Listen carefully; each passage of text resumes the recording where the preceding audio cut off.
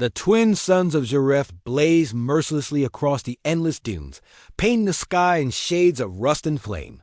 The winds howled with cruel delight, carrying abrasive clouds of electrified sand sharp, enough to cut flesh, dense enough to choke lungs, and infused with magnetized particles that scrambled most tech dock. It was the final phase of the Intergalactic Survival Academy's entrance exam, the Sandstorm Gauntlet. 40 alien cadets from various worlds had been selected. Only one human had. Been foolish or brave enough to join Private Kyron Holt stood at the edge of the drop point, adjusting his cracked visor as he looked at the brewing storm in the distance. His alien counterparts were still double-checking their oxygen filtration systems, skin-hugging envirosuits, and auto-pulse distress beacons. The Invigilators, members of the Zelkor species, floated above in a transparent hovercraft, their massive brain sacs pulsing with telepathic murmurs. Begin. The storm surged forward like a living beast. R1, most cadets dove into trenches or activated environmental domes. But the storm's chaotic magnetism short-circuited half the gear in under 10 minutes. Filters clogged. Domes collapsed. Suits tore.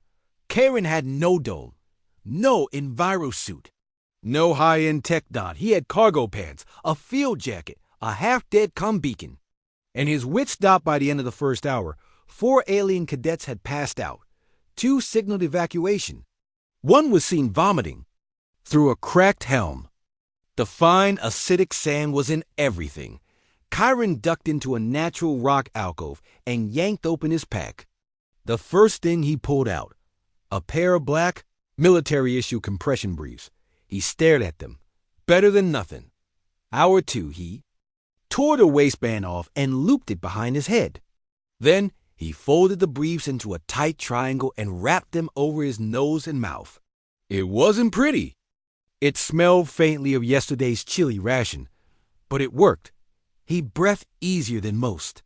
The cotton caught most particulates, and the layered fabric trapped moisture, reducing throat burn.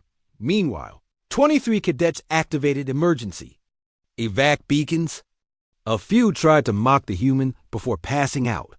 The primitive wears underwear on his face, muttered the crystalline Ikthari officer, right before his lungs collapsed under the pressure.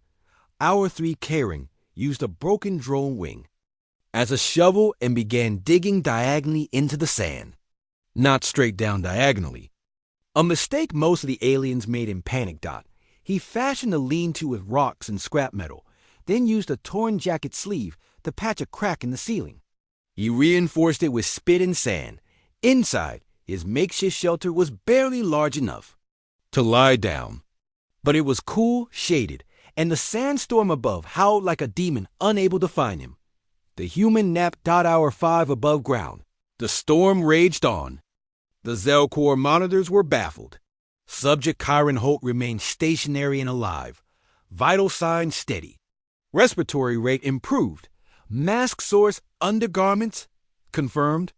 Cotton fiber structure repurposed as air filter. Ingenuity. Rating 92%.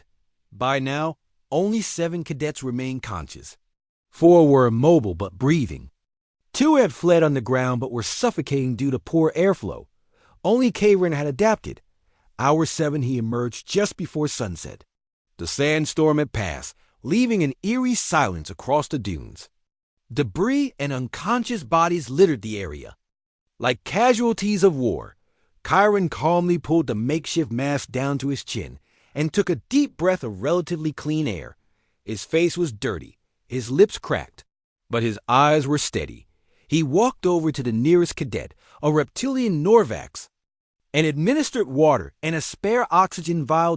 Then another, and another dot. By the time the recovery skiffs arrived, K-Ran had stabilized 4 others and buried 2 who hadn't made it.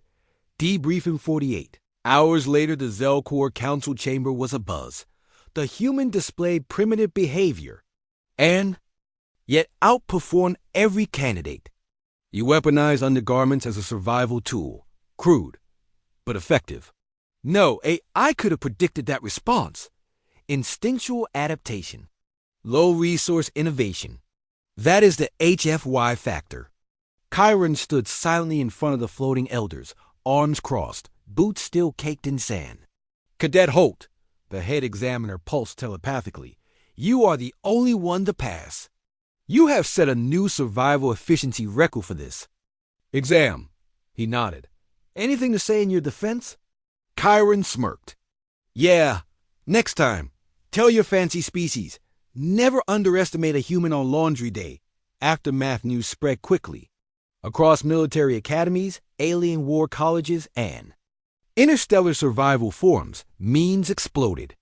A human face with underwear over the nose. Sandstorm ready. Taglines like, primitive or prepared. Merch, HFY, human fabric yields. And back on Earth, recruitment numbers soared. Because sometimes, survival wasn't about the tech you had. Sometimes, it was about what you were wearing under your pants.